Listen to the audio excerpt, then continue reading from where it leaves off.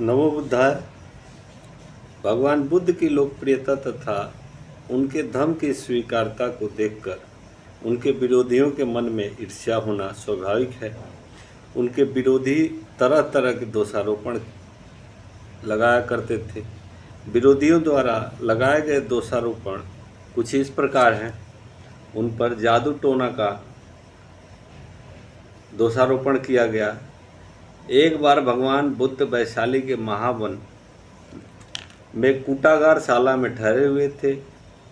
अब भद्दीय लिच्छवी तथागत के पास आया और बोला, भगवान, लोग कहते हैं कि श्रमण गौतम एक जादूगर है। वह जादू टोना जानता है और उससे दूसरे मतों के अनुयायियों का मत बदल देता है। जो ऐसा कहते हैं उनका कहना है कि हम किसी भी तरह कोई अन्यथा बात नहीं करना चाहते। भगवान, हम लिच्छवीगण के लोग इस आरोप में विश्वास नहीं करते, लेकिन हम जानना चाहेंगे कि तथागत का स्वयं विषय में क्या कहना है।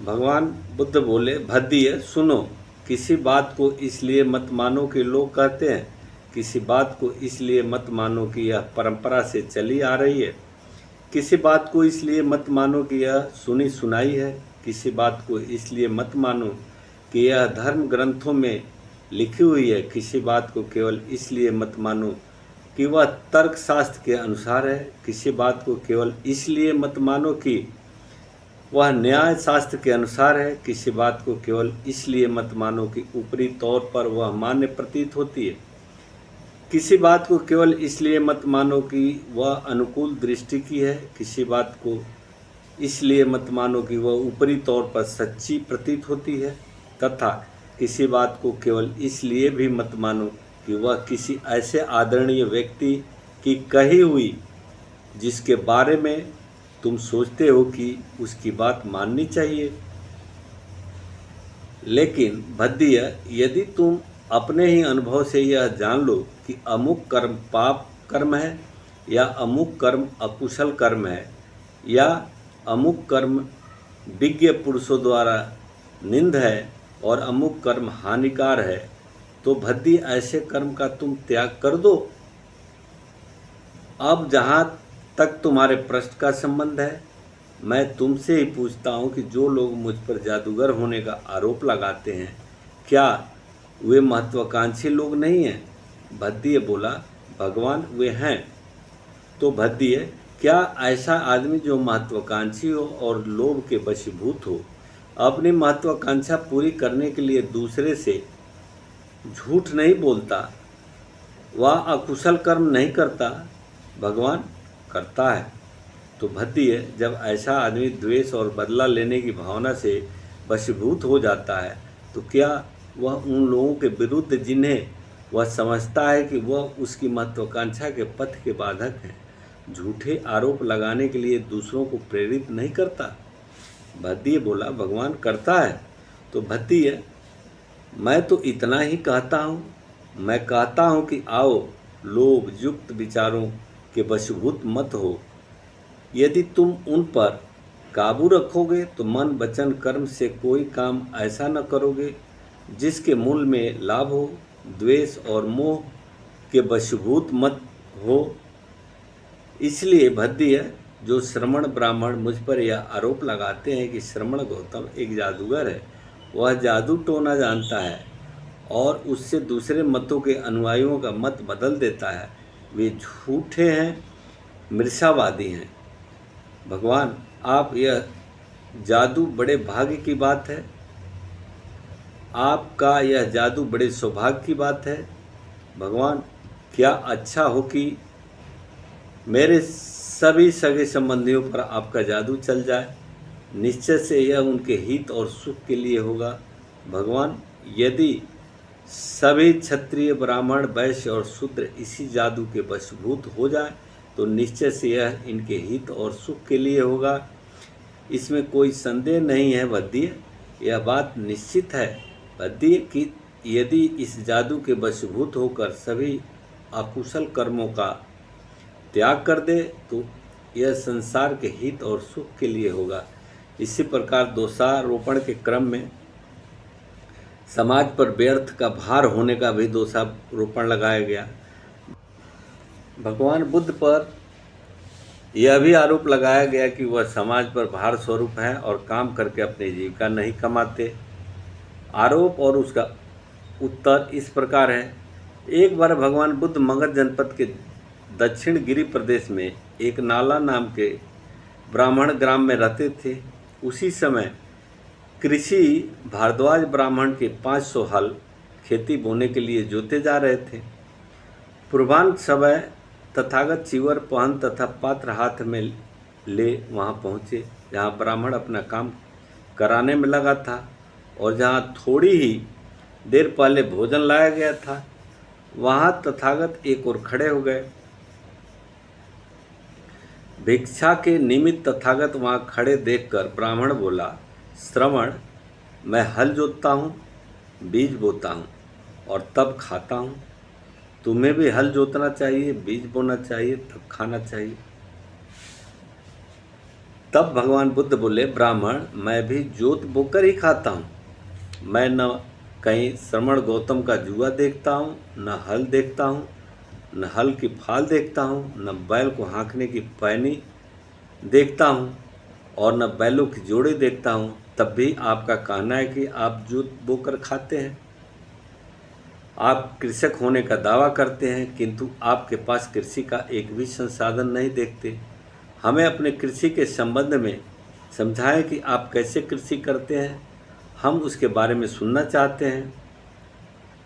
तब भगवान बुद्ध बोले, मेरे पास श्रद्धा का बीज है, तपस्या रूपी वर्षा है, प्रज्ञा रूपी जोत और हल है, पाप भीरुता का दंड है, विचार रूपी रस्सी है, स्मृति रूपी हल की फाल और पैनी है, वचन और कर्म में सम्मत रहना तथा भोजन की उचित मात्रा का ज्ञान।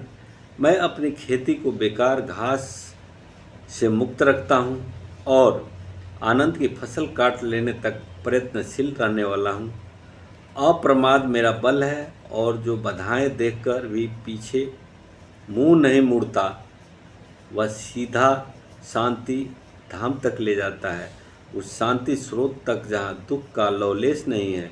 इस प्रकार मैं अमृत की खेती करता हूँ। जो कोई मेरी तरह खेती करता है उसके दुखों का अंत हो जाता है। ऐसा कहने पर ब्राह्मण ने खीर भरी कांसे की थाली भगवान को समर्पित करनी चाहिए। बोला, श्रवण गौतम, इसे ग्रहण करें। निसंदेह आप भी कृषक ही है, क्योंकि आप अमृत की खेती करते हैं। तथागत का उत्तर था, उपदेश कहने से जो प्राप्य है वह मेरे लिए अखाद्य है। बुद्धिमान इसका समर्थन नहीं करते। तथागतों को यह सर्वथा अस्वीकृत है। जब तक यह धम्म विनय विद्यमान है तब तक यही प्रथा बनी रहनी चाहिए। दूसरे श्रमण ब्राह्मण है तो संयत है, जो शांत है, जिसका सम्यक आचरण है, जो निर्दोष है, ऐसे जो पुण्य क्षेत्र हैं, तू उन्हीं को यह दे। यह बात सुन तो ब्राह्मण ने तथागत के चरणों में सिर रखकर कहा, अद्भुत है श्रवण गौतम, सर्वथा अद्भुत है। जैसे कोई आदमी गिरे को उठा दे या छिपे को उघाड़ दे या मार्ग भ्रष्ट को रास्ता दिखा दे या अंधेरे में प्रदीप जला दे ताकि आँख वाले चारों ओर की चीज़ें देख सके, इसी प्रकार तथागत ने नाना प्रकार से अपना धम्म स्पष्ट कर दिया। मैं बुद्ध धम्म तथा संघ की शरण ग्रहण करता हूँ। मुझे अपने हाथों प्रव्रज्या मिले, उपसंपदा मिले। इस प्रकार कृषि भारद्वाज ब्राह्मणों ने भी प्रव्रज्या तथा उपसंपदा ग्रहण की। इसी क्रम में उन पर दोषारोपण लगा कि सुखी गृहस्थियों को उजाड़ने का उन पर दोष लगा। यह देखकर कि मगध के बहुत से कुल पुत्र तथागत के शिष्य होते चले जा रहे हैं, कुछ लोग असंतुष्ट और क्रोधित हो गए। कहने लगे, श्रवण गौतम माता पिता को संतान विहीन बना रहा है, श्रवण गौतम स्त्रियों को विधवा बना रहा है, श्रवण गौतम कुलों को उजाड़ रहा है। उसने 1000 जटिलों को दीक्षित किया है। उसने सज्ज के अनुयायी इन 250 परिव्राजकों को दीक्षित किया। और मगध के यह बहुत से कुल पुत्र श्रमण गौतम की अधीनता में पवित्र जीवन व्यतीत कर रहे हैं। अब आगे क्या होने वाला है कोई नहीं कह सकता। और लोग जब भिक्षुओं को देखते तो उन्हें यह कहकर चिढ़ाते भी थे, महाश्रमण मगधों के राजगृह आया है। वह संजय के सभी अनुयायियों को अपने साथ लिए फिरता है। अब पता नहीं किसकी बारी है। भिक्षुओं ने यह आरोप सुना तो तथागत को जाकर कहा। तथागत ने उत्तर दिया, भिक्षुओं, यह हल्ला बहुत दिन नहीं रहेगा, यह समाप्त सप्ताह भर रहेगा, उसके बाद अपने ही आप शांत हो जाएगा। और भिक्षुओं, यदि वे तुम्हें चिढ़ाए तो तुम यह कहकर उनका उत्तर दे सकते हो कि जो महावीर है, जो तथागत है, वे सधम के रास्ते ही ले जाते हैं। यदि बुद्धिमान जन किसी को सधम के ही रास्ते ले जाते हैं तो उसमें किसी को भी शिकायत का कोई कारण नहीं होना चाहिए। मेरे धम्म में जबरदस्ती के लिए स्थान नहीं। आदमी चाहे तो घर छोड़कर प्रव्रजित हो सकता है और आदमी चाहे तो घर पर ही बना रह सकता है। जब भिक्षुओं ने तथागत के आदेशानुसार आलोचकों को उत्तर दिया तो लोग समझ गए, शाक्य पुत्र श्रमण गौतम लोगों को धर्म के रास्ते ले जाते हैं, अधर्म के रास्ते नहीं। उन्होंने तथागत को दोष देना बंद कर दिया। इसी क्रम में जैन तीर्थंकरों द्वारा हत्या का मिथ्यारोप लगाया गया।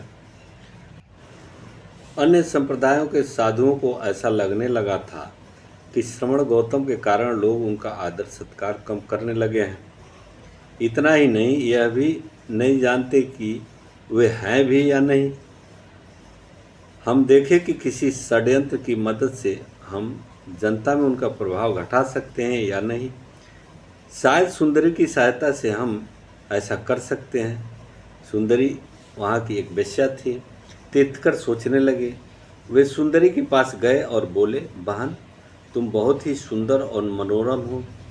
यदि तुम श्रमण गौतम के बारे में कुछ अपवाद फैला दो तो हो सकता है कि लोग उसका विश्वास कर लें और श्रमण गौतम का प्रभाव घट जाए। प्रतिदिन शाम को हाथों में फूलों की मालाएं तथा नाना प्रकार की सुगंधियां लेकर जेतवन की ओर जाने लगी। जेतवन से लौटने वाले लोग पूछते, सुंदरी कहाँ जा रही है? वह उत्तर देती, मैं श्रमण गौतम के पास उसकी गंध कुटी में रहने जा रही हूँ। और तीर्थंकर के उद्यान में रात बिताकर वह प्रातःकाल होने पर उधर से लौट आती। यदि उसे कोई पूछता कि तू रात भर कहाँ रही तो वह उत्तर देती, श्रमण गौतम के पास।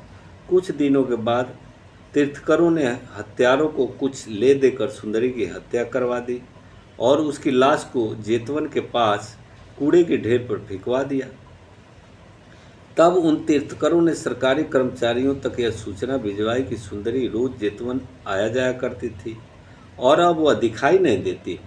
सरकारी अफसरों को साथ लेकर उन्होंने सुंदरी की लाश को कूड़े के ढेर पर से खोज निकाला। तब तीर्थंकरों ने तथागत के श्रावकों पर आरोप लगाया कि अपने सस्ता की लाज ढकरी रखने के लिए उन्होंने सुंदरी को मार डाला।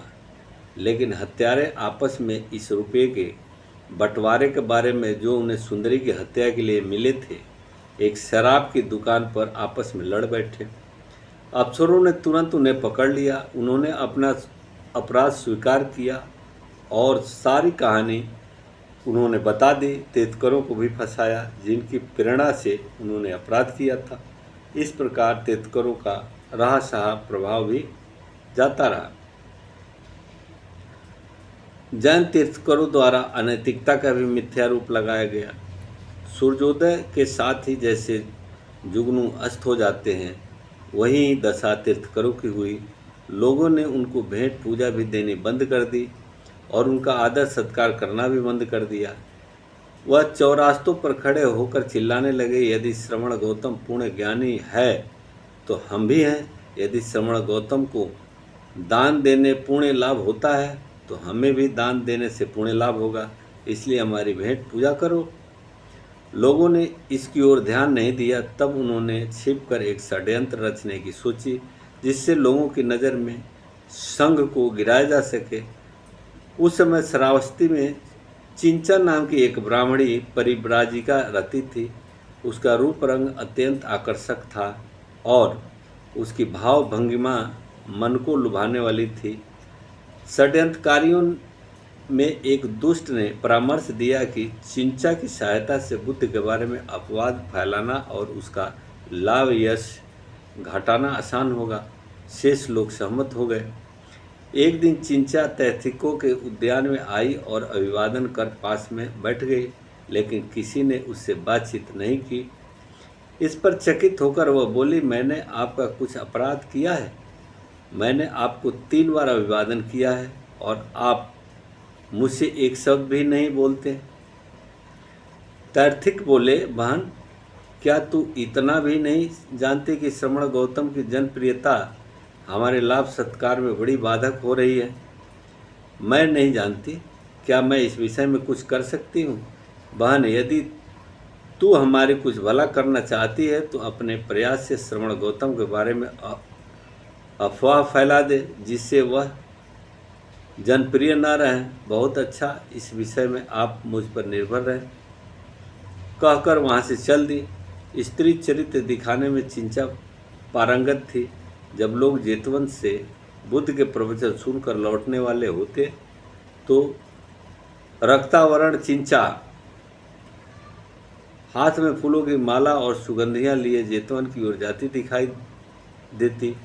यदि कोई प्रश्न करता, इस समय कहाँ जा रही है, उत्तर देती, तुम्हें इससे क्या लेना देना। जेतवन के समीप तीर्थकाराम में रात बिताकर वह सुबह शहर की लौट आई। जब शहर के लोग बुद्ध के दर्शनार्थ जेतवन की ओर जाते होते, यदि कोई उससे पूछता, रात कहाँ बिताई, उत्तर देती, तुम्हें इससे क्या लेना देना। मैं जेतवन में श्रमण गौतम के साथ गंधकुटी में रात बिताई। किसी किसी के मन में कुछ शंका पैदा हो जाती। 4 महीने बीतने पर उसने अपने पेट के इर्द गिर्द कुछ पुराने चीथड़े लपेट करके उसे ऊंचा कर दिया और कहना आरंभ कर दिया कि श्रमण गौतम के से उसको गर्भ ठहर गया है। कोई शायद विश्वास भी कर लेते थे। 9 महीने में उसने अपने पेट पर एक लकड़ी का टुकड़ा बांध लिया और विषैले कीड़ों से देह कटाकर हाथ पर फुला लिए और जिस समय तथा जिस स्थान पर भगवान बुद्ध भिक्षुओं और गृहस्थों को प्रवचन दे रहे थे, वहीं पहुंचकर कहने लगी, हे महान उपदेशक, बहुत उपदेश तुम लोगों को देते हो। तुम्हारी वाणी बहुत मधुर है और तुम्हारे होठ बड़े कोमल है। तुम्हारे संसर्ग से मुझे गर्भ ठहर गया और मेरा समय नज़दीक आ गया है। तुमने मेरी प्रसूति की कोई व्यवस्था नहीं की। उस व्यवस्था के योग्य पथ्य आदि की भी मुझे कहीं दिखाई नहीं देता। यदि तुम स्वयं इसकी व्यवस्था नहीं कर सकते तो अपने शिष्य में से किसी को, चाहे कौशल नरेश को, चाहे अनाथ पिंडक को अथवा चाहे विशाखा को कहकर इसकी व्यवस्था क्यों नहीं कराते। लगता है कि तुम किसी कुमारी को अंगीकार करना ही नहीं जानते, लेकिन उसके परिणाम स्वरूप जो संतान जन्म ग्रहण कर ले उसकी पालन विधि से अपरिचित हो, उपस्थित जनता मूक बनी बैठी रही। भगवान बुद्ध ने अपना प्रवचन बीच में रोककर बड़ी गंभीरता से उत्तर दिया, बहन, तूने जो कहा है उसके सत्य असत्य का ज्ञान केवल मुझे और तुझे ही है। चिंचा जोर जोर से खांसते हुए बोली, हाँ हाँ, ऐसी बात का ज्ञान हम दोनों को ही हो सकता है। उसके खांसने से वह गांठ जिससे वह लकड़ी पेट पर बांधी हुई थी ढीली पड़ गई। वह लकड़ी खिसक करके उसके पांव पर आ पड़ी। चिंचा कहीं की न रही। लोगों ने उसे डंडे और पत्थर मार मार कर वहाँ से भगा दिया।